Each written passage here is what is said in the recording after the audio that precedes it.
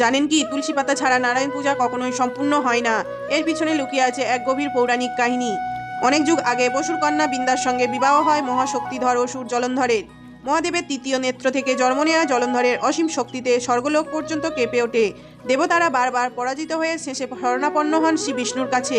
ভগবান শিব জলন্ধরকে বর দিয়েছিলেন, যতদিন তার পত্নী বিন্দা সতীত্বে স্থির থাকবে ততদিন তাকে কেউ পরাজয় করতে পারবে না।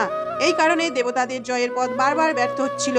তখন বিশ্বরক্ষক বিষ্ণু জলন্ধরের রূপ ধারণ করে বিন্দার সতীত্ব নষ্ট করেন। বিন্দার সেই সতীত্ব নষ্ট হওয়ার সঙ্গে সঙ্গেই জলন্ধরের শক্তি লুপ্ত হয়ে যায় এবং দেবতারা তাকে বধ করতে সক্ষম হন। আর এই ঘটনার জন্যই বৃন্দা শ্রী বিষ্ণুকে অভিশাপ দেন, তিনি যেন চিরকাল পাথর হয়ে থাকেন। এই অভিশাপের কারণে শ্রী বিষ্ণু শালগ্রাম শিলায় পরিণত হন।